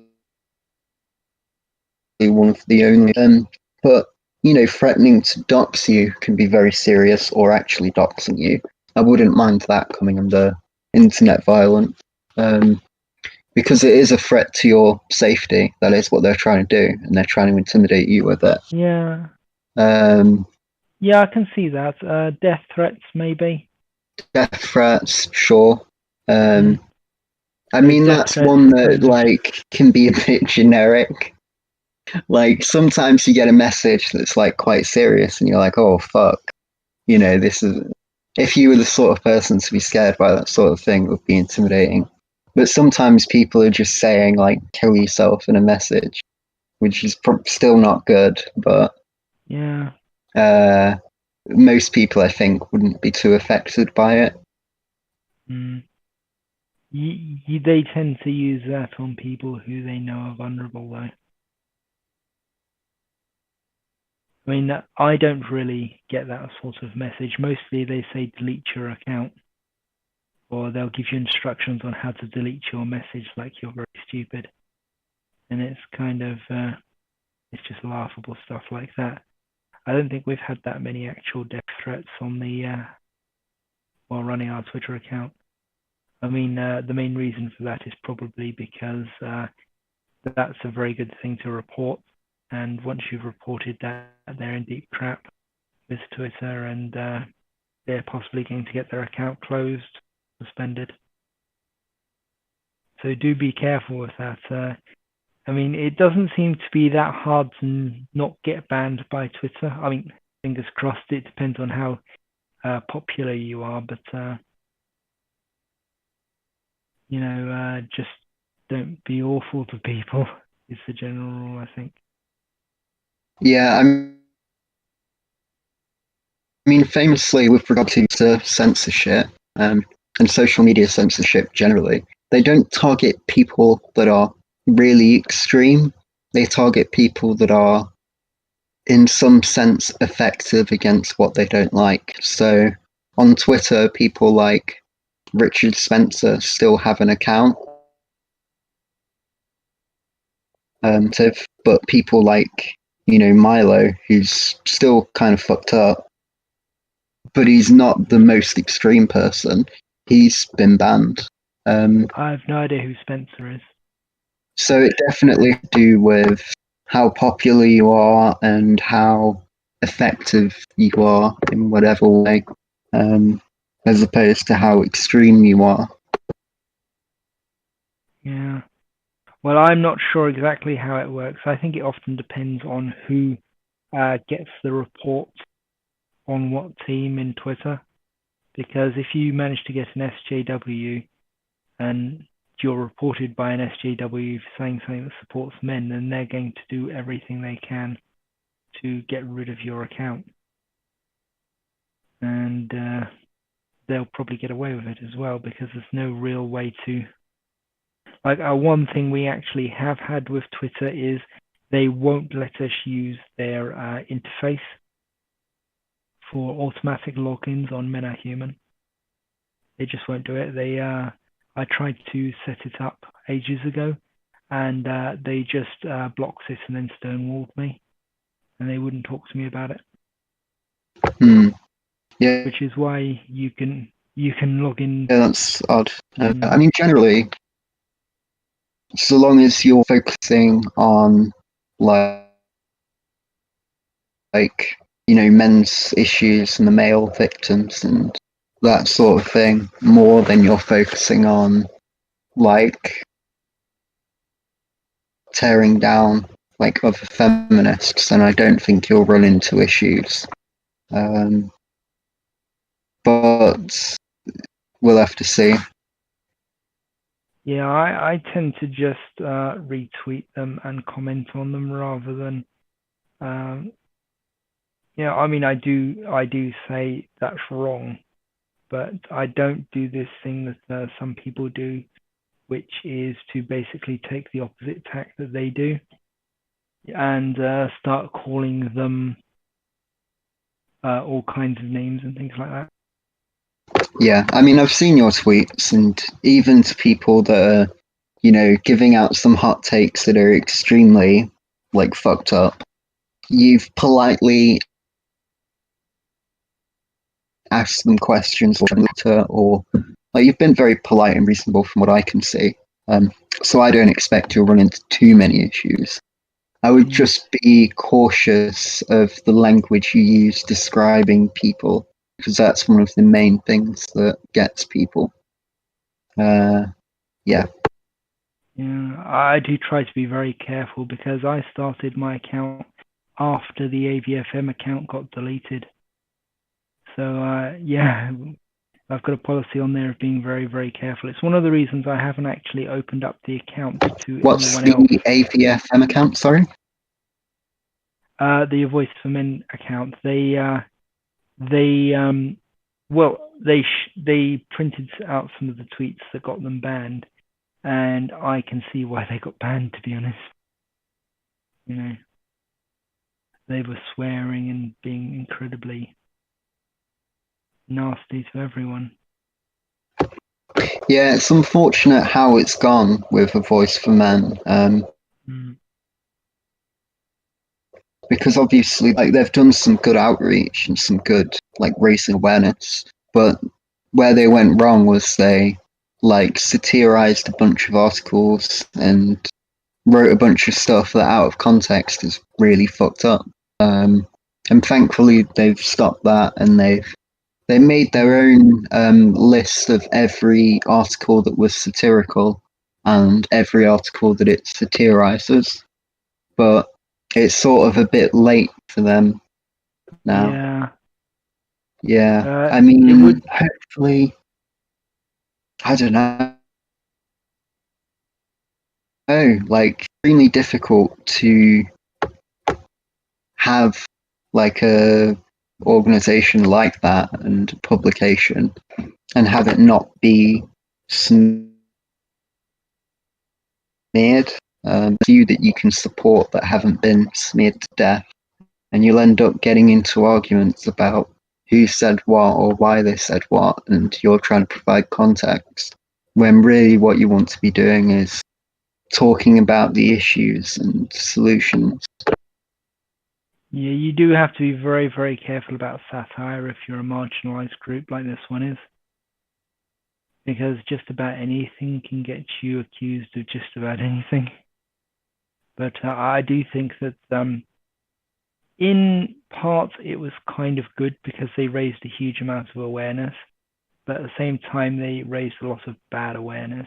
Like they kind of turned a lot of people against us who would otherwise not have been against us. But it's I mean, they are the go-to example that people bring up when they say that all of us are bad.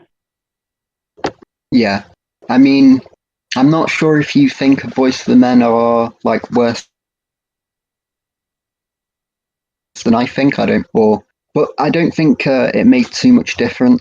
You know, a lot of the time, feminists will bring up people who aren't even MRAs, who aren't MRA groups. They'll bring up the Red Pill subreddit that's nothing to do with being an MRA. And it's kind of a toxic place. They'll bring up like people like Way of Kings, who has said over and over again that he's not an MRA, also quite a toxic person. If A Voice for Men didn't exist, we wouldn't have had that awareness for those issues. And there'd still be so much smearing going on because, yeah, I mean, they're just going to lie about who is an MRA to begin with. Obviously, people have huge issues separating, well, because of the biased like articles that have been put out by like feminist publications, differentiating things like MGTOW and MRAs and like all of those sorts of different communities. Yeah, there was a cracked article a while ago about us, and you read the article and you're like, hold on a second, this isn't actually about us at all. If you look at their sources and all that, it's pickup artists they're talking about, and then right at the end they say they don't actually have any issues and they're proud of it or something. Yeah, people like I can't remember his name now. I think it's like Roach or something. Roosh. Yeah. That's it. Yeah, the pickup artist is. Hang on a second. Yeah. Mandatory existence. You seem to have some sort of echo. Yeah, I was gonna ask you if I have an echo because I haven't used any voice chat since I lost my headphones like 2 weeks ago, so I didn't know if I had an echo or not. That's what I wanted to ask. I'll get off. But no, I just wanted to know if I had an echo because I haven't been on a voice chat recently. Okay. Well, feel free to listen in, but please mute your mic. Yeah. Yep. Thanks. Yeah, I mean, the pickup artist community, like you say, is quite often falsely linked with us.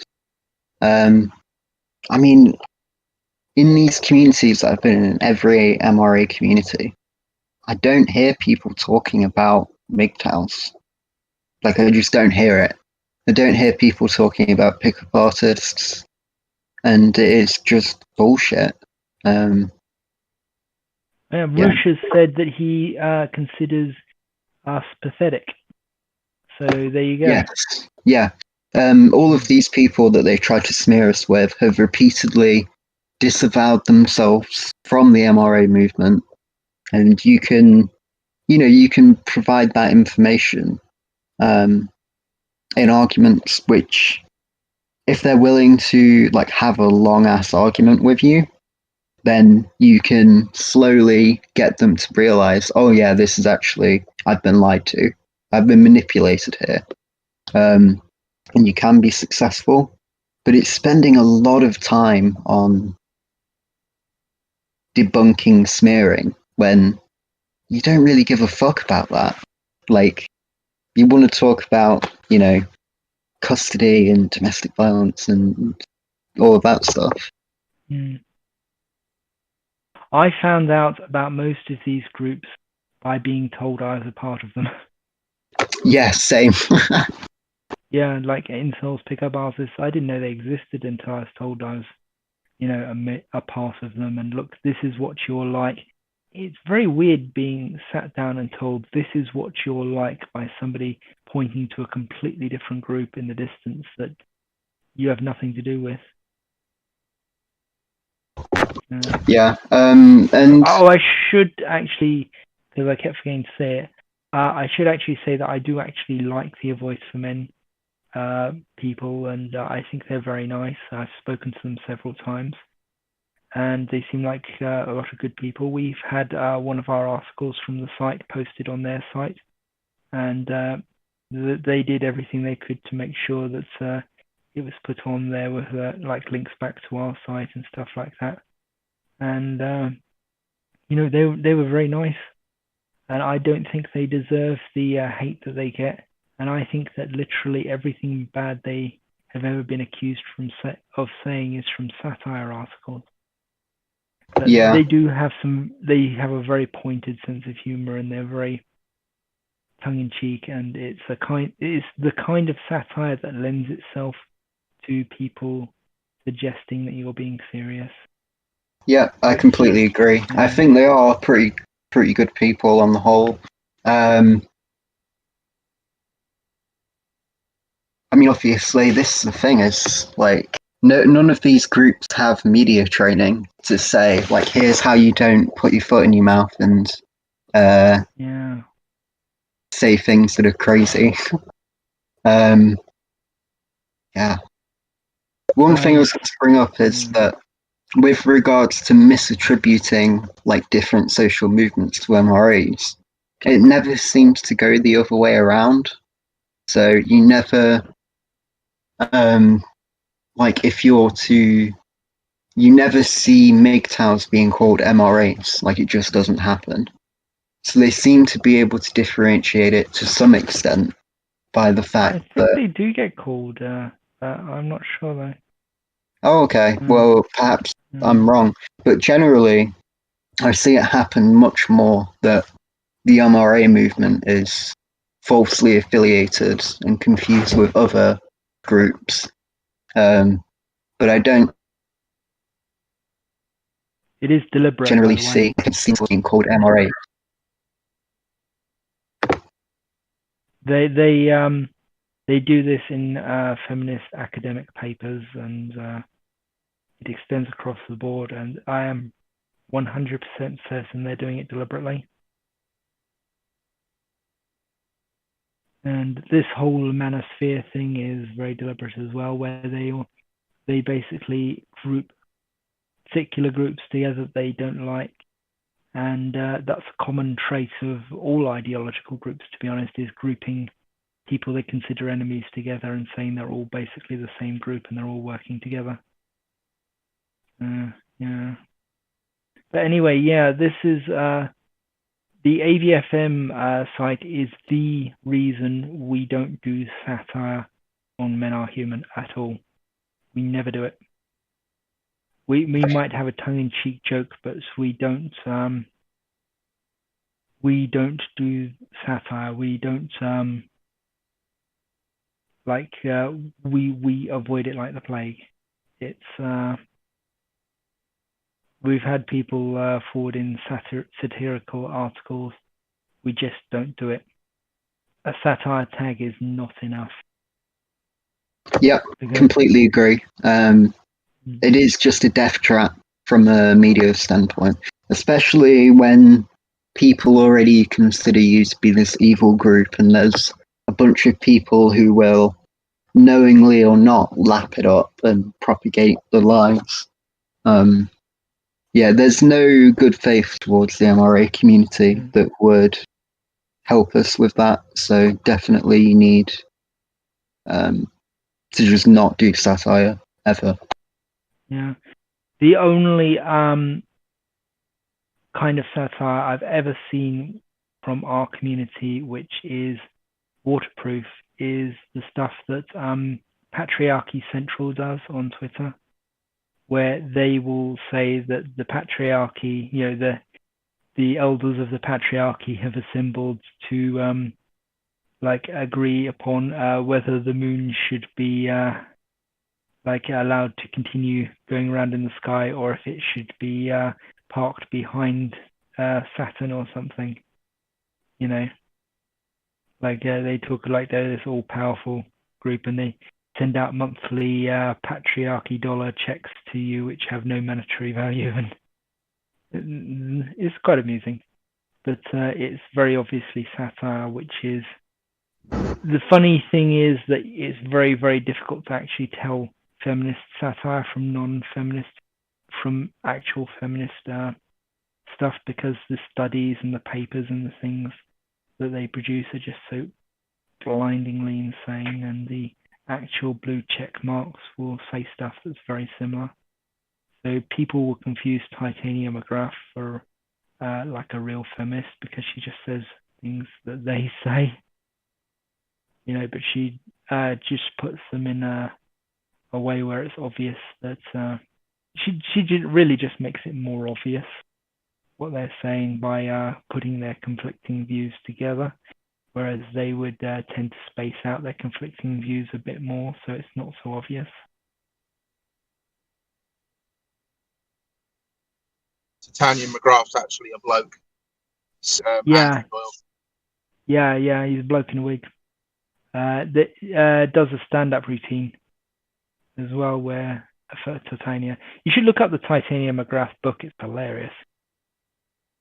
He's actually gotten someone to play Titania on stage. So the person on stage is a woman. Oh, really? I thought it was him in a wig. No, he's actually got an actress to do it. So he's writing all the material, and then she's doing the performance. Okay, I didn't know that. I thought it was just him in makeup. I thought it was very unconvincing makeup. Oh dear. I'm not sure if I'd want the actress to know that I've said that.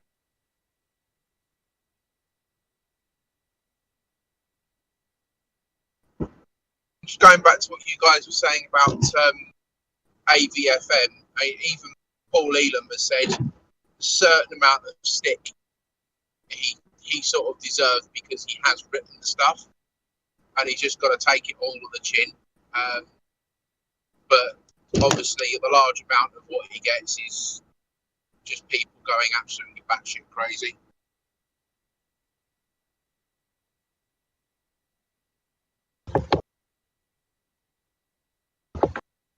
Yeah, I mean, on the whole, they're pretty good. Like, you can find lots of research there, you can find lots of articles that are really good there, and all sorts of stuff. They are generally pretty good, I'd say. But it's a shame what happened with the smearing. And that, you know, they've given feminists such an easy, like, tactic to use against her.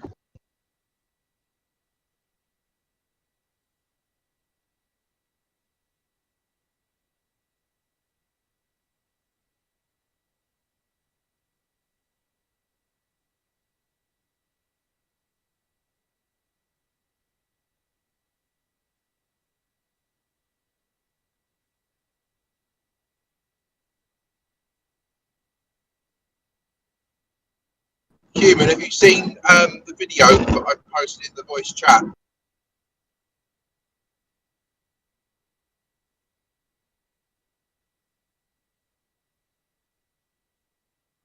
Is that the Johnny Depp one?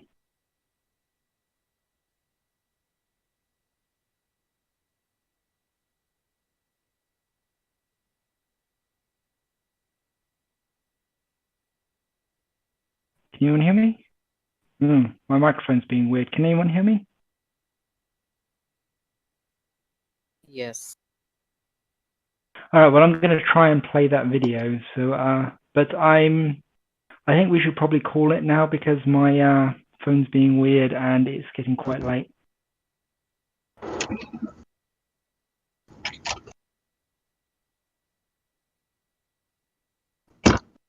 Yeah, I mean, I think it went quite well on the whole.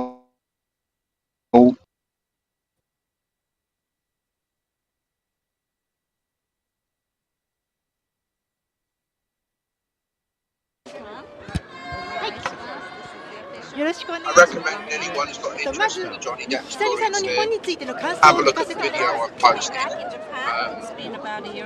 Because I mean, for me, it's when you look at his body language, pleasure. there ain't no way The only problem I ever have here is that I don't get to spend enough time here. But my girl and I are talking about taking the trip to the country. You know, really the outskirts, the country, the very native cultural experience. So, yeah, all right, bye.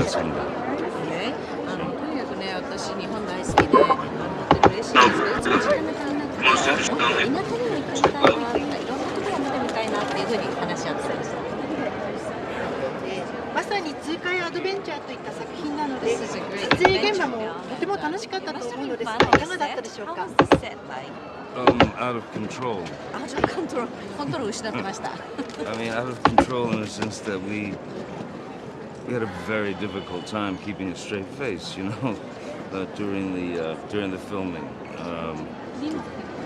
We laughed a lot. We laughed a lot. It was right on the verge of irresponsible, probably more irresponsible than not. とにかくみんな笑い出さないように吹き出さないようにっていうのが大変で、もう本当無責任なぐらい笑いすぎました。はい、最後に、世界を股にかけてアドベンチャーを繰り広げるという、作品だったんですが、最も思い出に残った場所はどこになりますでしょうか。 The most memorable place that we shot, I think, you know, most interesting only because it was the welcome for Mordecai and Jock to Los Angeles is the Standard Hotel, which is very, very close to where we live. So it was about a 30-second drive to work. 30 second. LA のですね、スタンダードホテルで撮影したところは私の住んでるところからね、30秒ぐらいで行けるところだったんで、それがちょっと記憶に残ってます。どうもありがとうございました。Thank you very much. Thank you so much. ありがとう。